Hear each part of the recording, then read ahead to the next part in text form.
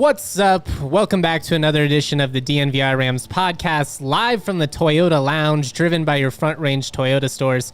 Toyota, the official vehicle of DNVR. I'm Justin Michael. I've got my main man, Andre Simone here, Alyssa on the sticks, making our dreams come true. We've got a loaded episode. We're kind of changing the conversation to football a little bit. It's been nothing but hoops mode these last couple of months, and you know, I'm excited to talk about it. It's been a lot of coaching carousel talk, and it's been a little exhausting, so I'm excited to preview a talented group of wide receivers, talk about some potential proposed changes to college football. We'll also, at the very end, do a draft of the best sporting events on the calendar. I figured with the Rockies home opener coming up, it'd be a good time to just have a little bit of fun with it. But, I mean, first things first, Dre. How you doing? I mean, this April's great. A busy time sports-wise. Yeah, April's kind of nuts, and is only going to get crazier as soon as playoffs start. So, yeah, man, I'm doing good. I'm excited to do this with you. I'm excited to switch gears and get into off-season mode here. And, yeah, just pick your brain on all that may come for the Rams, for the Mountain West, for the future of college football and beyond. It's a good place to start. Get in our bag here. It's fun. Oh yeah, this is peak Justin and Dre content for sure. There was an article that's kind of floating around online amongst the college football circles. It was by Andrew Marchand of The Athletic. He does great work. He's actually more of a media reporter typically, so I thought it was interesting that this was coming from him, but I also think that makes sense because as we have seen, whether it be the SEC, what's happened with the Pac-12, what's currently in flux with the ACC, all of these decisions are ultimately driven by TV networks.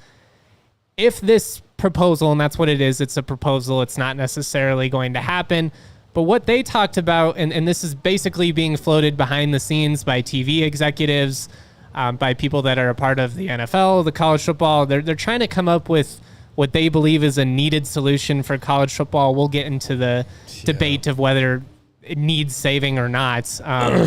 But under this proposal, you would have 70 teams. It would consist of the original P5. So basically just imagine before all these moves, the SEC, the Big 12, the ACC, the Big 10, the Pac-12. Yeah. That would include Washington State and Oregon State. Obviously, it would also include SMU, who is now in the ACC. There would be... And all the new additions who've come from the G5 Cincy, to like UCF, the Big 12. Yeah. So I should say that it's basically the 2023 Power 5 yes, plus yes, SMU, who is now going to go to the ACC. That's a good clarification. Yep. There would be 10 team divisions, 7 of them. Those would stay permanent. Now, you would abandon conferences under this current. I imagine you would try and keep like Michigan and Ohio State together, the Alabamas and Georgias, but I don't know. That makes sense. You don't know, and that's kind of where it gets scary about something like this. The 8th division, though, would be a rotating division of 10 teams that has promotion and relegation of basically the remaining 50 FBS sub-teams, because there's 132, maybe 133 FBS teams now. Mm-hmm. I'm not 100% sure with some of the teams that have made the jump. If you have 80 accounted for, there's still 50 teams. That would basically be a secondary league, much like the Premier League, much like what you have in European soccer. There would be promotion and relegation for teams that could drop up and move down. What are your thoughts on something like this? Again, this is a proposal. You can read more about it on The Athletic. A lot of great details in there.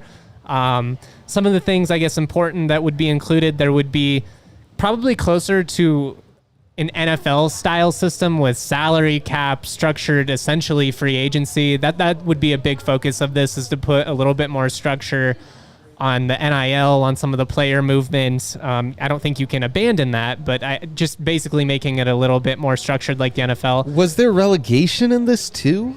There is, but only for the G5, and that's what I don't like about it. So it's like, so you have 70 teams who just get to stay, and then 10 teams who can come or go. And that's not true promotion and relegation. Like the concept of if it really was 80 teams, anyone can go up, anyone could go down. That's that really would intriguing be cool. to me. Yeah. The thing is the bigger schools are never going to agree to that. That's the biggest obstacle. And it even mentions in the article that this is a proposal that would have some serious roadblocks because there's a lot of institutions that have no incentive to change anything. Starting with the conferences, who have now just gotten their 12-team playoff format pushed through. If the 12-team playoff is a success, I don't know if something like this is needed. Like, to me, the concept of this would have been a hell of a lot more intriguing a year ago before we got the 12-team playoff pushed through, where now it feels like everybody has a chance. And I guess, especially as a would have made sense CSU before guy, you tore apart the Pac-12. Yeah, exactly. Like we just did all these things. There are timelines where this would have been cleaner and made a lot more sense. Now, I don't know. It sounds like one of these proposals when we go like, you build a map and it's like, this is how all the NBA's divisions should be based on geography and stuff. And it's like, well, then question one, who's the governing body here? It's a big question. Like, I mean, we've taken all this power away from the conferences, who are the real money makers. Well, to me, that's an important distinction, and I didn't really clarify on that. It seems to me, based on my understanding, that this would basically be football going away from the NCAA. And I also think you would essentially be separating football from the rest of athletics, which I would be all in favor for. Because if you could have that, I firmly believe is happening. Oh, it's going to happen. That's not some pie in the sky crazy proposal. One way or another, that is exactly 2 winters of Cal having to pay for their volleyball team to go across the country. And these aren't, and trying to navigate that travel schedule of cross country and the delays that are going to happen. I mean, it's going to be a logistical nightmare. Yeah. That would all be good. I'd be all for that. You're going to have to. You 100%. That's going to happen. And I mean, they're not amateur athletes anymore. It's not amateur athletics it's anymore. semi-pro football now. It is. And it's the second best league in the entire fucking world, which is what I try to tell people constantly, right? Like, well, and that's like the reason when the people are like, oh, the USFL, the XFL, like they need that. They need a feeder system. I'm like, they have the greatest minor league system that there is, and they don't have to finance it. You're right, 100%. And the stadiums are bigger. The TV deals are almost more as interesting. big. I mean, yeah. It's a better product. That's what I want college football to be wary of. As much as we keep thinking of how do we fix NIL, how do we fix the playoff and conference realignment, and there are some real problems. And I think, as I've talked a lot of times, it starts with not having a real governing body. Like, at some point, the conferences need to step in as the ones that are raking in all the revenue. And ultimately, because of that, have the majority of the power here. They're the big power brokers, are the conferences. They are the ones altering the actual structure of our sport, the structure of these conferences, the playoff structure, how we go about the postseason, how we go about NIL collectives, you name it. You got to step up and figure out a solution that's actually going to be beneficial to all without crippling the structure that we had before that holds all these traditions and, regional rivalries that we hold so dear and keep us tethered to the sport. Because this 80, 70 team playoff with just the P5, it loses some of that. You're going to ultimately be forcing some teams in conferences and with teams that they don't totally belong. It feels like you're kind of excluding the G5 out of the opportunity to compete against the P5, which we that's have what I in the worry regular about. season. The gap between the haves and the have-nots just becomes that much greater because they stop does. scheduling these type of teams. Yeah. In this model, without leagues, basically the teams themselves would own the property, so there would be revenue sharing, kind of like what the MLS has. Mm-hmm. The difference is it's not going to be an even revenue split like there is in professional leagues. It would be, Alabama's getting this percentage of the revenue, and if you're, some small school, even if you are in that 8th league, it's all going to be scaled. It's like, even if you got on the one chance you got up that 1 year, would it even do enough for you to actually make a positive impact for your program, especially in the portal era? I have a lot of thoughts. This is one of those where it feels fun in theory. It feels like it'd be a really cool way to do it on a video game. Yeah. And the concept of promotion and relegation is very intriguing to me. That I think might be the most intriguing. I hate the 8 auto bids for the division winners. I mean, I worry, like, if you base the divisions on something, like, how are you going to divide up these divisions to be fair? Yeah, to be fair, to keep them competitive and even between them. Because if you go geographically, the couple divisions that are in the Southeast are going to be stacked, man. Well, and then like, you end up with the same it. issues we end up with somewhat now, where it's like, if you finish in second or third place in the SEC, it's like, all right, but we played a fucking gauntlet of, it's like we had to play Bama, Georgia, and LSU. You know, if you were Ohio State, it's like, yeah, you beat Michigan this year, but you also beat Indiana and Northwestern and and you get an auto bid, but then there's some like Midwest division that's just like basically the Big Ten West. And that's the problem. It's like the tiebreakers for the 8 wild cards. There would be a 16-team playoff under this proposal, 8 division winners, 8 wild cards, but it would be based off like the NFL, like winning percentage and head-to-head, and that's the problem is you can't really do that in college football. You need the selection committee because there's no even schedule amongst the 132 teams. That's we need the distinction and competition level. Otherwise, if it's just, did you go undefeated? Well, then Liberty is in this. Right. And so it seems neat and tidy, but almost too much so. Like, to me, the more I think through it, the more it reads like someone who doesn't really understand the sport or what makes it cool or fun or entertaining or what the things you don't want to lose in all this are. And for better or for worse, there is going to be an element of subjectivity when it comes to college sports because there's so many teams. It's not it's not 30 teams. You're trying to compare the resumes of 300 Division I basketball teams is a little bit more challenging than figuring out the tiebreakers where it works all neat. You know, it's just mathematically it's not really possible. No, and I mean fitting in 130 institutions with different academic requirements, different facilities, different stadium financial sizes, commitments, what they're willing to spend. 100% coming from different conferences, et cetera, et cetera, et cetera. So, lots of pie in the sky stuff, and I hate it most of all for CSU. I was gonna say it's one of those you could probably talk me into, like, from a national perspective, this is an intriguing entertainment product. As a lifelong college football fan, who most of what my passion for this sport revolves around is the history, the traditions, regional rivalries, smaller schools all having an opportunity to play a factor. This is just going more in the direction of like, screw all that. We just want what games are going to be intriguing for TV. You go further and further away from the people that are actually there every week, that buy tickets, that live and breathe this stuff.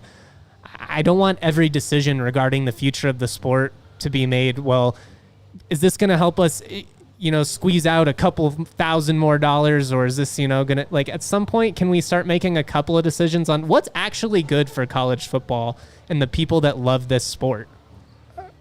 That's why I keep coming back to governing body. You think it could happen? Do you think we don't have someone in that position? Everyone making the decisions is making them based on their own interest, either representing a school or representing a conference. Until that happens, we're never.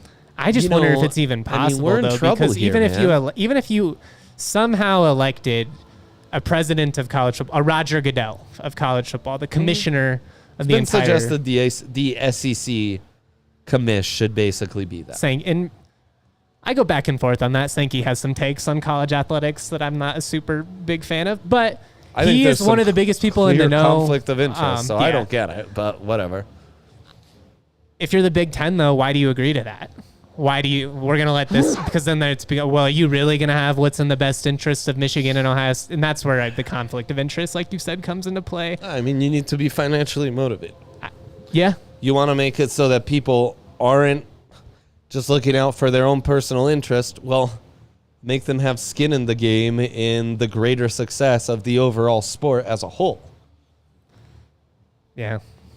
Weird times, man. It's because crazy, I feel like man. college football is as relevant as it's been in a long time. It's also better than it's ever been. The parity is better. There's a bigger gap between college football and the NFL the on and off field product than I think there probably ever has. The NFL's boring right Or now. at least part in of the it's last the 50 Broncos are bummer, but But here's the thing, Justin. NIL has improved the college football product massively. I'm already building out my 2025 draft big board because I'm updating my 2024 list and moving any guys over. And I think this is a year out the most stacked I've ever had that big board be because of how many guys returned. It's what we just saw in college basketball with Women's March Madness. These people like Caitlin Clark would have literally had to declare for the WNBA draft last year because she would have been losing out on so much money. NIL is now making it possible that she could stay in Iowa that fifth COVID year, and it's giving us make more money by going back to Iowa. 100%. In base salary. Paige Buchers is doing this next year. Yeah. It's allowing for names and brands to have more longevity and more sustainability and be there longer. And there's not players unions, which are frankly ruining the product in the NFL and making it so that you don't have as many padded practices or two-a-days or what have you. You know what level of football we don't talk about the O-line being a complete problem? It's not the XFL or NFL or AAF. It's college football.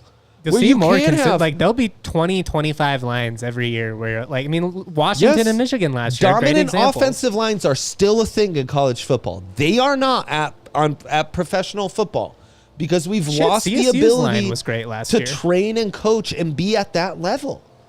That's have lost it. And college football doesn't have issues with banning tackles that make total sense and is actually how we've been coaching and teaching and literally certifying coaches the last 10 years. And now we're banning what this generation was just taught by youth coaches. I know because I have gone through those trainings. It's going to be an absolute... The first couple college weeks... football doesn't have these issues. Yeah. The NFL does. Yeah, it's true. So instead of trying to fix college football, maybe we should also be thinking of why has college football been able to be a superior product while the NFL keeps going down and down and down. And the NFL makes me think constantly that the game of football might just not have much of a future beyond the next 20 years. College football doesn't make me feel that way. I think it's ebbs and flows. Like it is. We'll make a couple of drastic changes and then it'll chill out. I mean, you look at the I'm just popularity. The NFL is as popular as it's ever been. We might make college football worse, and that's what's going to allow the NFL to close the We're gap. Definitely on the path so we gotta of be making careful. a lot of decisions that will make college athletics worse, whether it's tinkering with the NCAA tournament, abandoning half the country for college football and telling them you don't matter anymore. I mean, there's a lot of things that could go wrong. Here, man. I will say, though, you're in good hands with our friends over at Toyota. Yes, you never have any worries about their dependability, about their reliability. Let's go. Your Front Range Toyota stores, we are stoked to begin a new partnership with them. This is the Toyota Lounge. We got people popping off in the Toyota chat. Fantastic. Trucks have always been a part of Toyota's DNA for generations. Toyota has built durable legends that are destined for greatness and perfect for Colorado. Whether you're conquering off-road trails or hauling the weight of the world, there's a Toyota truck that's right for you. I personally love the Tacoma out on the western slope. It's awesome. It can be kind of sketchy roads out there sometimes, but you always feel good in the Toyota. What's awesome is they offer 17 models with available all-wheel drive or four-wheel drive like the Epic 4Runner. Toyota also currently offers more zero and low-emission vehicles combined than any other automaker. That is awesome. How about that? Toyota is a proud partner of CSU Athletics and the official vehicle of DNVR. Tell them. I also want to talk to you guys about Empire Today. We like companies that do right by their customers. That's what Empire is all about. They're not trying to trick you. They're not trying to complicate the process by throwing 8 million choices at you. What they're trying to do is they're trying to get you the best quality, the best service, the best speed. Their philosophy is to help you find what you need, not overwhelm you, like I said. And what's great, they've got a virtual floor designer. You just snap a picture, boom, you can see how any flooring is going to look with your furniture in a space. You don't have to go to the big box store and take a picture here and you're trying to hold it up when you get home. It's just a nightmare of a process. Schedule a free in-home estimate today. All listeners can receive a $350 discount when they use the promo code DNVR. Restrictions to apply. See empiretoday.com/DNVR for details. All right. There's a lot in flux when it comes to the future of college football. Sure is. There's a lot in flux when it comes to the future of CSU Rams. It's a big year for the program, year 3 under Jay Norvell. The pressure's on. You've got 7 home games. You've got your 2 biggest rivalry games are both at home. This is a year where you have to break through and you have to find some success. Wyoming changes their coaching situation, so it's as good a year as ever. They play at least 6 first-year head coaches this year. It might be 7. Dude. So, like, now is the time. You've got 7 home games. The majority of them, they're against programs that are going to be up and coming, trying to build. Like, now is the time. Yeah. Now is also the time where I think in year 3, you need to see some of these younger guys that you've signed out of high school to start popping. It was unique circumstances with that 2021 signing class, 2022, where you come in, or the years are blending together. The first signing class under Norvell, it's mostly transfers because you're basically just trying to field a competitive team. Yes. Year after that, it's a lot more high school, a lot more traditional. Same deal with this upcoming one. It's mostly going to be high school players. You need these guys that have been here for a year or two, whether it's their second year or their third year in the program. You need these guys to start making impact, and I think there's no position where that's more evident than wide receiver.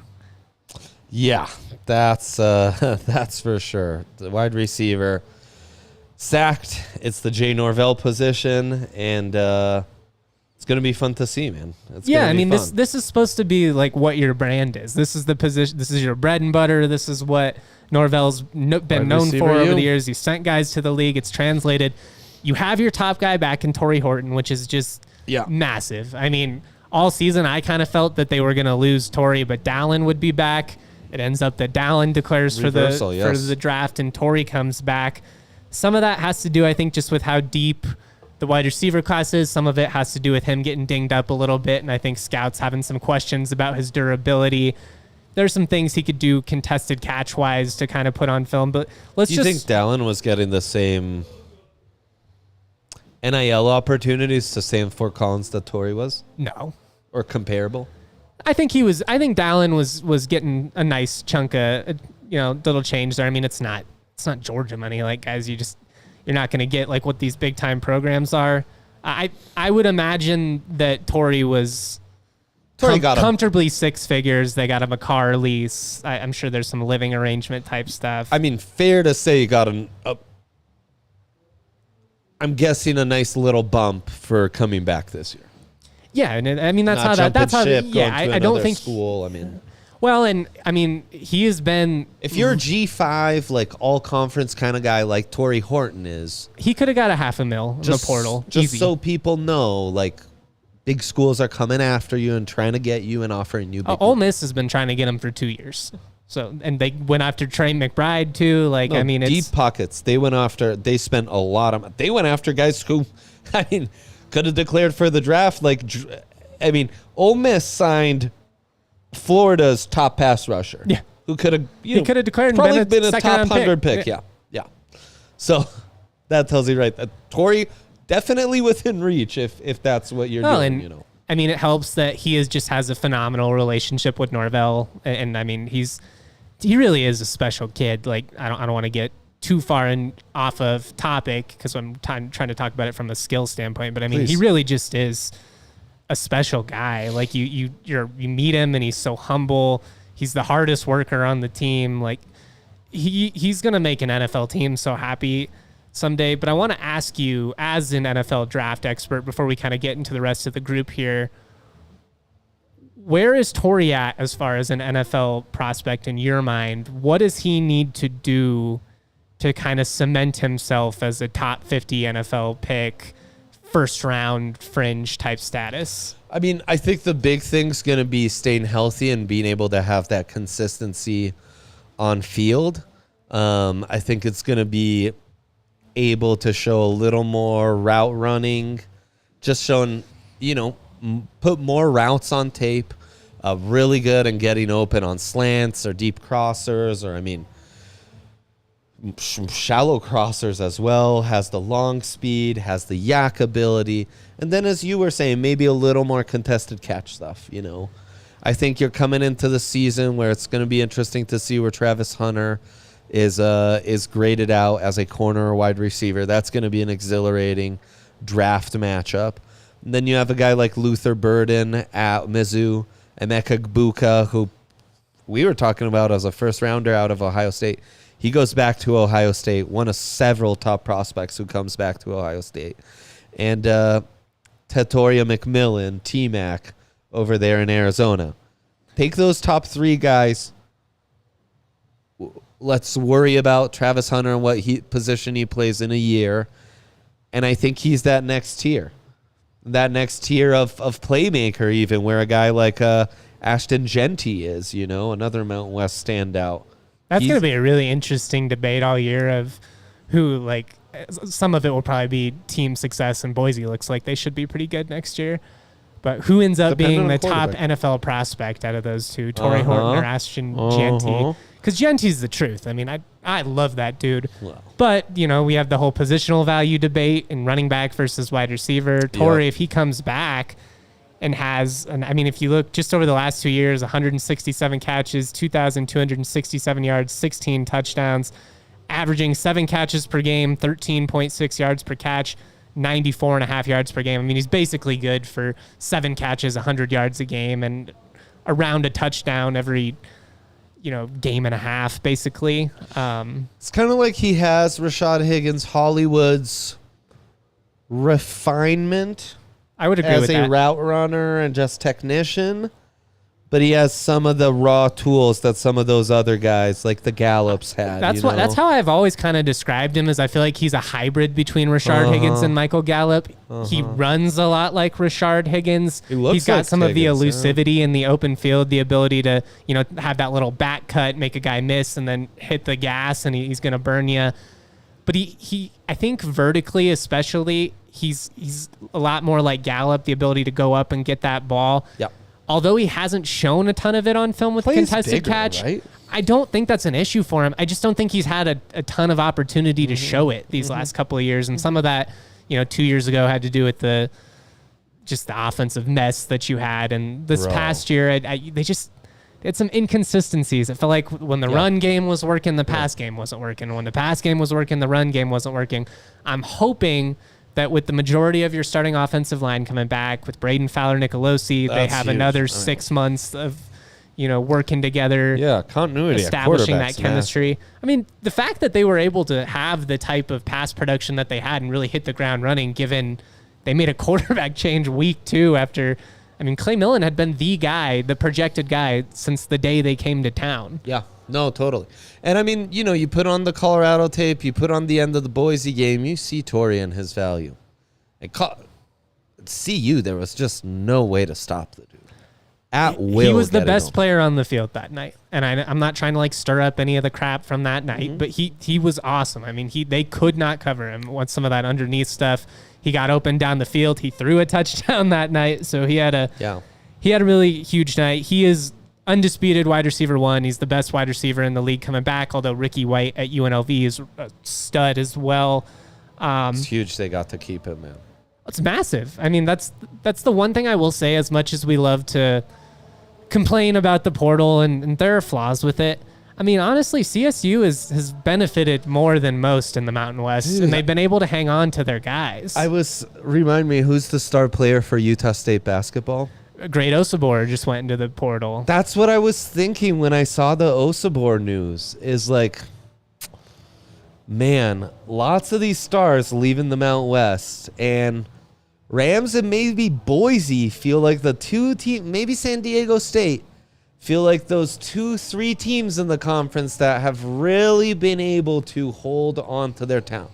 Now, with the Rams, I am worried that win, this is part of why it's such a big year for Jay Norvell. If you don't do it this year, I'm worried you're going to lose that momentum. That's not going to keep happening, right? Yeah. And in hoops, that's why you're talking about, you led off our last show talking about coaching carousel.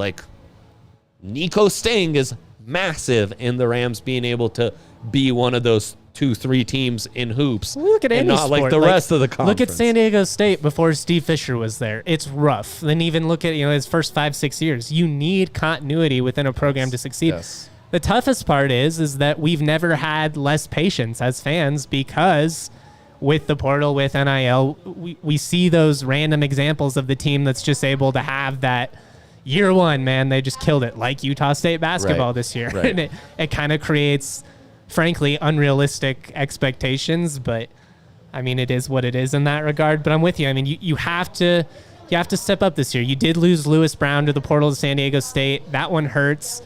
From everything that I've heard, he was guided astray. I think he was told he's going to be getting some type of interest from bigger schools that never ended up panning out. Ends up at a conference rival, which that's a bummer.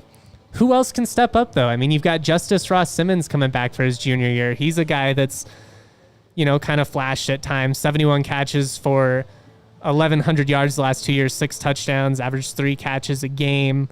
What are your thoughts on Justice Ross Simmons? Been more of a vertical threat than like a between-the-sticks guy.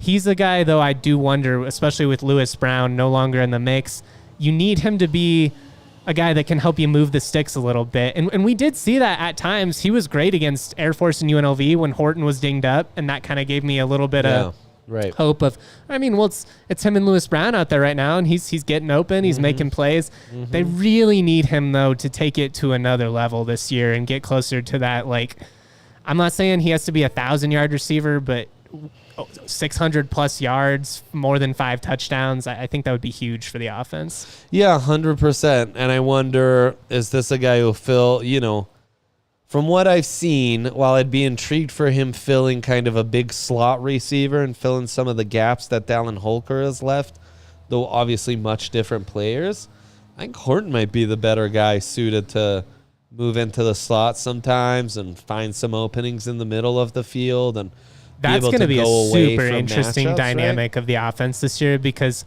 you saw how important it was last year of having that guy to attack up the seam consistently, to just be a threat in the middle of the field and take some of that pressure so you can't constantly go too high on. I mean, they were just shadowing Tory with a safety for the last 8 weeks of his first season here because he was all they had. Exactly. Like, they weren't even worried about you beating him in the middle of the field. So could, JRS become that outside threat that gives you that I like it. It's going to be, you're hoping that you can get one of these tight ends to pop, whether it be Vincent Brown in his second year from DuPage. He's like 6'7". He's got kind of that Cole Turner type frame. Maybe he could be a guy that helps you, especially vertically and in the red zone. But I'm with you. In the middle of the field, I'm really interested to see how they make up for that Holker production. I think Horton can do some of it. Another guy I'm interested to see is Donovan Ollie, who comes over from Washington State, Cincinnati a year ago. He didn't really do anything there, though. He's 6'3", 215. He's got 72 catches, 857 yards, 4 touchdowns in his career, half of them against CSU. I think he very deceptively is a guy that could kind of be like that hybrid, I just said Cole Turner type role for CSU, where it's closer to that than Holker, who is more of like a real tight end, where it's you're just kind of you're a pass catcher is how I would describe it. You're not going to block a whole much. We're going to send you up the seam. We're going to send you underneath every now and then. Use your big body, get open, move the sticks. Yeah, no, 100%. I mean, they're going to have some weapons, and you got to trust this staff and being able to figure that out. Like, that's their MO.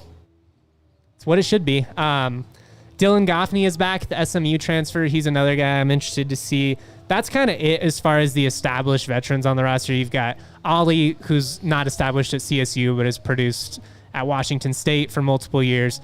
Ross Simmons and Horton are your main contributors. And then you have Goffney, who had a nice year last year. 23 catches, not great. 298 yards, 2 touchdowns. He only had 3 catches, though, over the final 3 weeks, and I don't like that. After really popping against Boise State, I just kind of felt like he disappeared down the stretch. I don't know if that could have been injuries or something like that. Yeah. They need more out of those transfers, though. I think between Ollie and Goffney, can you get 80 catches between the two for 800 yards and 6 to 8 touchdowns between the two? Yeah, and Goffney feels to me more like the plausible Lewis Brown replacement, just a bit more shifty, a bit more yak ability, and better Lewis better Brown route wasn't runner. doing it consistently either. He just showed those flashes. I'm with you. A couple other names I'll throw out, and then at the end, we're going to kind of wrap up. We're going to do a draft of the best events on the sporting calendar. We've got a fun party tomorrow at the Ice House. That's what it's called, That's right. For the Rockies. Come hang out. If you want to have a beer, I'll be there. Dre will be there. Rockies mode, but we're also talking college basketball, college football if you want. Come say what's up. A couple other names I want to throw out, and I'm interested to see kind of what happens. Redshirt sophomore Mekhi Fox. He was a 4-star recruit in 2022, one of the highest rated recruits CSU's ever signed, actually. He's played in 6 games and has 1 career catch. Can he finally break out? Or is CSU still relying on guys like Dawson Menegatti and Dane Olson, who are vets? They work hard. Obviously, the staff trusts them enough that they were the number 2 guys on the depth chart this past year. To me, and I don't mean this as a ding at these guys, because you need glue guys like this who are going to work hard in practice, can fill in some snaps if you need. But if you're still relying on Dane Olson and Menegatti, and you're not able to get any of these, whether it be Mekhi Fox or a Jamari Person, any of the redshirt freshmen to pop, that would be a bad sign to me. Yeah, I mean, especially Fox, that raises your just upside significantly, you know. And if I will say, if Fox doesn't get on the field this year, it's probably just not going to happen. That's transfer portal. We'll see. Yep. Some redshirt freshmen to keep an eye on that I'm really interested in. Levon Brown out of the Vegas area. Actually met him out in Vegas around or ran into him, I should say. I'd met him before. But Silas Evans, redshirt freshman out of Denver. He's a guy that can fly. Jamari Person, 6'1", 200. Saw him a lot in practice. And then Stephon Daly, 6'3", 185. And Caleb Goody, 6'1", 170. So a lot of guys with size, a lot of guys that were proven at the high school level. Now's a great time to become a DNVR diehard, especially with recruiting season coming up. I am going to have a ton of content that's specifically for our DNVR diehards. You're going to have access to our DNVR Discord, where we're always talking college hoops, college football. It's a blast. You get 20% off merch. You get a discount on drinks. Access to all of our premium content. It is awesome. I mean, there's really never been a better time to be a diehard than now, Andre. Always, always, always support us. Means the world to us, and it allows us to bring you all this kind of coverage for all our teams. So please, please, please look into being a diehard. We really appreciate it. You heard him. I also am about to crack open an ice cold Coors Light here in a few. Sometimes it feels like we got to be on all the time. Sometimes life gets hectic, stressful. It's tax season. It's playoff season. There's a lot of anxiety, a lot of stress in the air. Sometimes you just need to kick back, slow things down, have an ice cold Coors Light. Coors Light is the only beer that was literally made to chill. It's cold lagered, cold filtered, and cold packaged. Coors Light is the beer for me, especially when I'm trying to chill. It's mountain cold refreshment, crisp and refreshing as the Colorado Rockies. A lot of Colorado and colds to go back and forth between. When it's time to chill, Coors Light is the beer I reach for when you want to hit that reset. Grab the beer that's made to chill. Get Coors Light delivered straight to your door with Instacart by going to CoorsLight.com/DNVR. Celebrate responsibly. Coors Brewing Company, Golden, Colorado. Shout out to everybody who's popping in the Toyota chat. I have a lot of love for you guys. The discussion has been great. I appreciate the support. It's awesome to be talking football again. I'll be up in Fort Collins on Saturday for the scrimmage, which is great. I feel like we'll finally be able to talk about something substantial because we'll have seen some live football and not just always nice. Like practices, guys in their shorts. Before we get out of here, with the Rockies home opener coming up, and as much as the Rockies disappoint me at times, I still think Denver is an awesome baseball city. I think opening day is a holiday. It's something that you should embrace. You don't want to lose that. I thought Dre and I could do a little draft of the best events of the sporting calendar. Your move, man. I'll let you go first. I'm going to take round 1 of the NCAA tournament. First round, I think you could just have like first 4 days of the NCAA tournament. That's kind of grouped together. It's honestly like the first 2 days. First 2 days. It's specifically round 1. I'm with you. As long as the 16 and the 15 seeds are alive, it's good times. Yeah. All right. I'm going to go Super Bowl Sunday. I think it's not my favorite. I think that you got the best event of the sporting calendar. That said, if we're talking about like what it means, like Super Bowl Sunday, it's a holiday, it's an event. I feel very similarly with the tournament and the Super Bowl, where it's like it's more than just a sporting event. It's a spectacle. It's a period of the year where you're like really up for. It's not that different from the home opener in many ways. It's something in sports that really has a larger appeal to it. Are we snaking it, or are we going to go back and forth? No, let's snake it. That's how we draft nowadays. Right. We snake. For my next pick, then, I am going to go with Masters Sunday, which I think is epic. I know not everyone's into golf. I'm not a golf guy, so you helped me with that pick. I worried about that. I was like, I don't know if Trey's going to take it. I might be able to get that value later. You could have got that in round 5. Yeah, that's all right. No, I mean, hey, what can you do? Give me New Year's Day national semifinals in college football. So you could just put CFP on there, college football playoff. I should have gone. That was going to be my next pick, but I should have known with you. I think that's super up there. Yeah, that's a good pick. Honestly, I might even, gun to my head, I might even take that above round 1 of the NCAA tournament. No, tournament, you get it literally from 10 a.m. to midnight. I know. We've had some stinkers in the CFP, so... Yeah. All right, go again. Oh, right. Okay. Give me rivalry week. Right? Like Black Friday, New Thanksgiving, that Saturday. It's just a stretch Thursdays through Friday. That's awesome. And you can tell how much I love college sports from my top 3 here. I better get a college sport. I'm going to just be SOL here. Yeah, that's right. I'm going to go with college basketball. You can just put conference tourneys. I think that's an awesome weekend. That's the a great chaos of the bid stealing, you know. Some have argued that could be the best week of all on the calendar. A little hipstery, but I get it. It's a little more niche than the tournament, but in terms of like the product, it's up there. It's definitely up there. If you've got any suggestions in the comment section, throw them our way. It seems like you guys are having a nice little CSU battle, but if you want to participate, throw one out. Well, you've got. I feel like you've got the. I'm gonna go.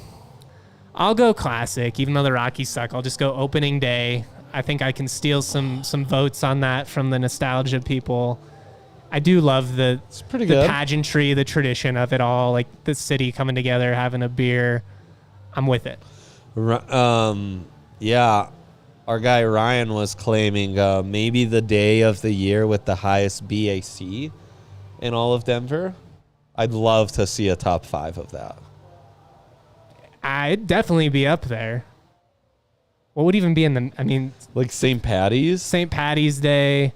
Some people can put some beers back at the stock show. As an ag guy, I will don't doubt those country boys. That's good stuff. That's good stuff.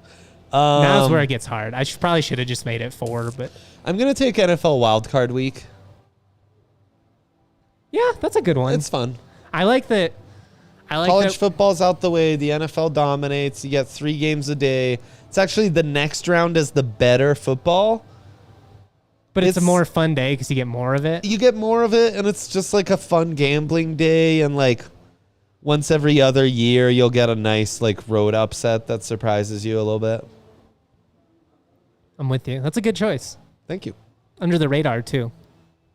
You got your last pick? Yeah. Can I just take like the start of NHL and NBA playoffs? There's that first week where like some of those series are kind of stinkers, more so in the NBA than the NHL, where the parity is fantastic in the playoffs. But it's just like you have like 2 or 3 or 4 playoff games every day. I'll let you do it since you clarified round 1. I was going to say you're just going to take the NBA and the NHL playoffs. Yeah, I can't take like 2 months. No, I'm talking specifically that 10-day stretch, round 1, where they're kind of alternating. And I mean, it hit its peak at like COVID when it was like we went from no sports to like holy all shit, the sports like immediately. 11 to like 9 is just like playoffs. Olympics is a great one that I also consider. In the comment That's a section, great we have both the suggestion by Olympics Spence. and World Cup. I'm going to say, I Summer, mean winter, the though. traditional 1 year sports calendar, so not Oh, World that's Cup fair. and That's Olympics. fair. That's I good. was not factoring those in this That's decision, just so that you guys know. But those are great suggestions. There's some good tennis tournaments thrown out there. Like that's definitely. Yeah, I some mean good Wimbledon ones is there. epic. There's Time difference does make it tough for us stateside. agreed. It's just, and it's even like when it's the big match. It's just hard when it's like, oh, it's Sunday at 8 a.m. and it's the biggest match, and it's like, I'm barely awake right now. Yeah. U.S. Open though, that has US that has Open some is good. moments. That has some moments. I'm gonna go with the Stanley Cup Finals, That's a which good one. I think is, out of like all the major American sports, is the most consistently great product. Like the parity, there's very rarely, I feel like, the sweep in the Stanley Cup. Maybe I'm wrong, and like somebody's gonna be like, actually, there's been more sweeps than any other sport. But to me, it feels like the parity of the NHL playoffs is pretty untouchable. It means so much. That's a good one. You're also hitting a point in the sports calendar where there's Less really going, yeah. not much Well, especially, I mean, Rockies competing fans, with it's- it. Yeah, We're fully in on the NBA and NHL playoffs by June. We sure are. I don't think we omitted any big ones. Chat, you've had some good suggestions. Did we miss anything? There's no major misses that jump to mind for me. I think the pick of the draft was getting the college football playoff in the second round. That's worst pick was me and Pitt taking the Masters, not because it's Had inappropriately you took that in the picked, 5th round, you murder me, right? but it's I got to know my competition. So that's poor drafting on Yeah. my ability. That's why I loaded up We'll on take it to college the early. streets. We'll let the people decide. We'll post it. Please do. Yeah, I want to see. We're posting it on DNVR Ram, so a pretty like Justin skewed audience, but that's okay. I stand by my picks. I want the think- audience vote with integrity. Don't he give me does. your pity He vote. does. If I didn't win, I don't want the vote. That's Just- all I'm saying. Justin means that, and maybe to a fault. You are No, I you do, are like literally. that. You have a No problem participation trophies around here. with that. Lamar did say that he mentioned a question earlier, wanted us to hit that up. yes. It's the one with the double red question mark. You can bring that up, It's up there. Alyssa, and I'll read it. I'm somewhat big on Norvell with the strength of schedule and the new AD. If the Rams finish at 500 or sub, I'd say below, is he retained or is the next coach name floating around already? So I've said on record multiple times that I think Jay Norvell is getting 4 years outside of a disaster. So I think even if you finish below 500, so long as it wasn't just, like a total disaster, like you're just getting embarrassed, if you're competitive, I don't think they have the money to eat the buyout and then hire another coach, just being realistic about the situation. That said, it is year 3. If you miss a bowl again, that is a really tough sell to the fan base going into that 4th year, especially given the fact that more than half your schedule is against first-year coaches. You've got more home games than road games. Yeah. Both your major rivalry games at home. You've got a returning quarterback, the best offensive weapon in the Mountain West, arguably. Him or Gianti. You got to win. There is a lot of pressure to win this year. And as you mentioned with the AD factor, that's something you have to consider into the equation. The AD that hired him is no longer here. It's always a big one. I don't know if John Weber is going to get the gig full time. I firmly believe he will based on everything that I've heard. Everyone on campus thinks he's going to get the gig. I think it'll be announced. I think we'll know that before the football season even starts. I think before the end of summer, he'll have been announced as the full-time AD. We shall see on that. But if they bring someone else in, especially, does he want his own guy? That could get tough, if you don't have the winning. So, the time is now. Like I've been critical when this team underperformed during some big games last year. I've also made it very clear that there were some very realistic setbacks to why this team wasn't competitive year 1. Yeah. Year 3, you've got your QB, you've got the talent, you've got the athleticism. You have to win. Yeah, and look, 500 or slightly below, it depends on the context, right? Like, so much of what I was talking about last year on these pods wasn't so much the final result, but it was the games I was pleased to see. There was a clear-cut offensive identity, and I saw the Jay Norvell stamp on this team, and other times where I felt that wasn't the case. Yeah. So you need to be competitive, and might be a lot, but every game.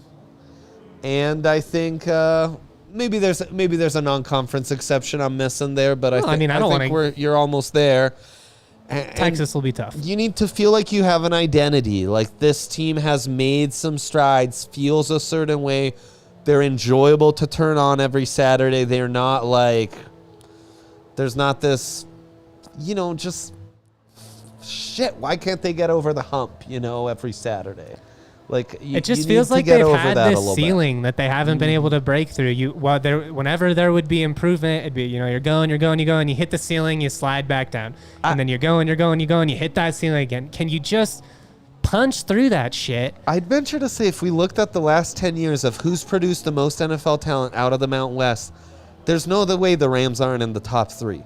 And their win-loss record is not top 3 in this conference the last 10 years. And it's even worse if you went one by one of who has the best offensive or best defensive player. CSU quite a few times. It's clearly that's the best skill player. I mean, you've had Shaq Barrett, Smoke Camaras, and it has not translated to success. Yes, and yet the fan base has stayed commitment. The administration stayed commitment. There's been some real financial commitment. Now's the time. This leash can only be long for so long, right? At a certain point, tightens up. That's what I mean. The time is now. The time is now. The time is now. You've got your guys, you've got your quarterbacks, you've got your skill guys, you've got your rival games at home, which is a big factor. First time since 1996 that CU's come to Boulder, so that's going to be a fun one. I'm looking forward to it. I appreciate everybody in the Toyota chat, even those that are not on my side. I appreciate you supporting the content, man. That's right. Dre, shout out to you. It's always great to be live. Shout out to Alyssa behind the sticks, making this all work so smoothly. Shout out to all you. You make my dreams come true. Always proud to be y'all. Peace. We all silly like the mayor.